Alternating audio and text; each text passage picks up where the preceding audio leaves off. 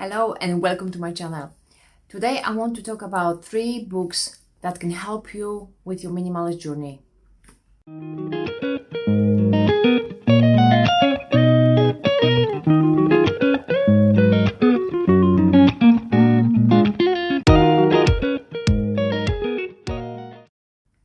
Book number 1, it's Zero Waste Home by Bea Johnson.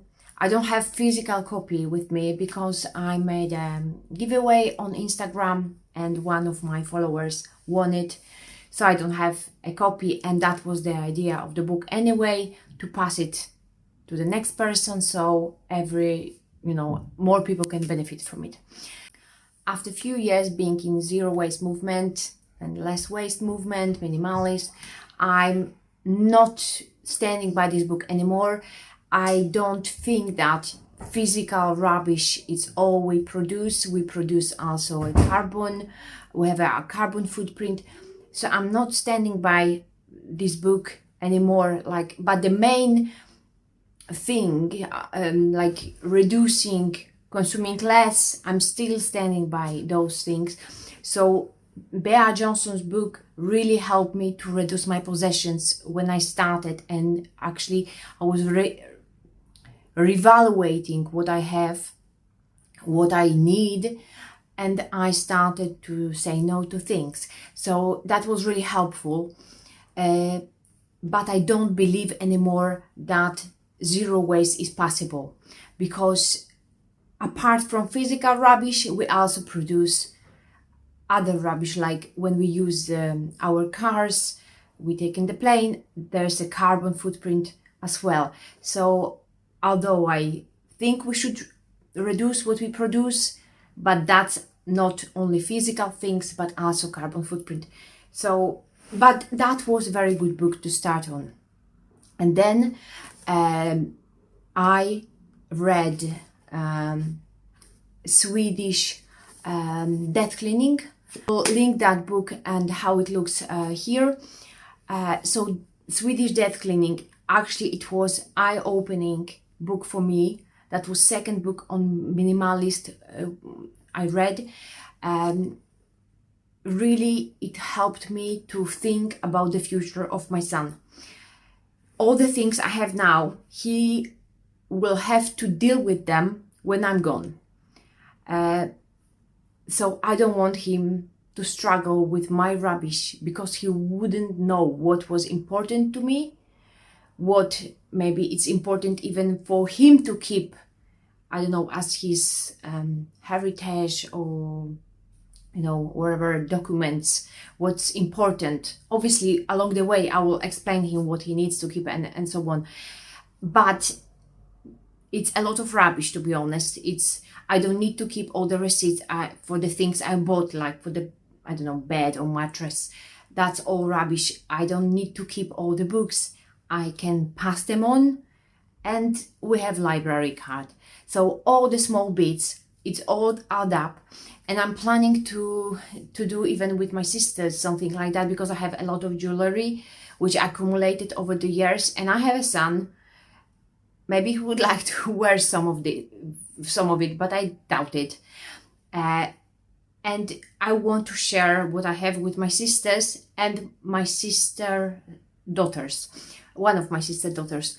So one day I want to sit with them with all my jewelry that I want to pass on, and I want them to choose what they want.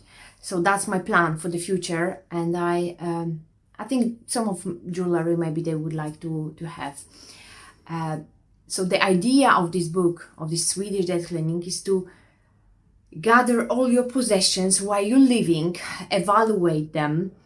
If you have kids, you can pass them on while you're living.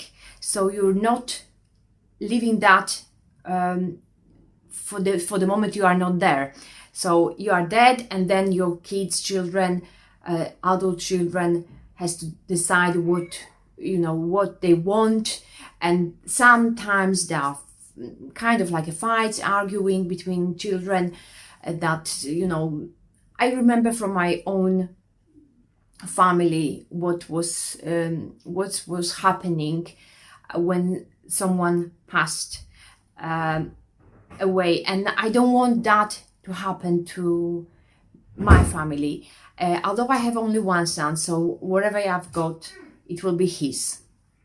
And the same after, what my husband got, it will be our son. But, some of the things I can pass now to my living family members, and they can enjoy it now, not waiting for my death or whatever will happen. So I totally recommend this book. I had only like a mobile version of that book. I don't have physical copy, and my husband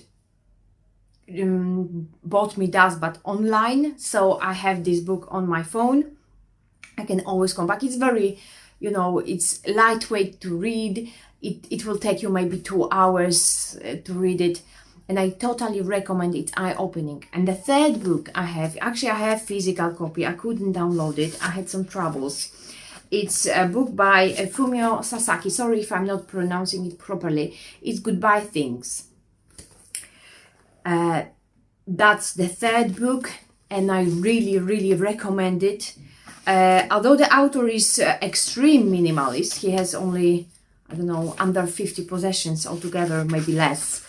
I really recommend to read this book as a guidance, just to have a look what your life could be when you minimize a little bit or more, how the author benefited from being a minimalist, what he's enjoying now, and how his life looked before his journey. So those 3 books, Zero Waste Home by Bea Johnson, Swedish Death Cleaning, and Goodbye Things, that's my favorite books. They're for beginners, I guess. Later on, when you want to maybe learn more about all the mechanisms that are behind hoarding, or so you can progress. You can read more books. But those 3 books are really, really lightweight, and they are really helpful when you're starting your journey. And I'm coming back to Swedish Death Cleaning and this one. As I said, I passed on my Zero Waste Home book, and I believe that those books should be passed on. Sorry, I have a cover just to protect the book, and once that's why you can have either on like a mobile copy, or you can buy it secondhand and then pass on, or maybe you can borrow it from your library, which I totally recommend. My library didn't have that book at that time, and I really wanted to read it, but I bought my book secondhand. So there is always option. Thank you for watching. Let me know what's your favorite books on minimalism life, or being a minimalist. Let me know in the comments, and see you next time. Bye.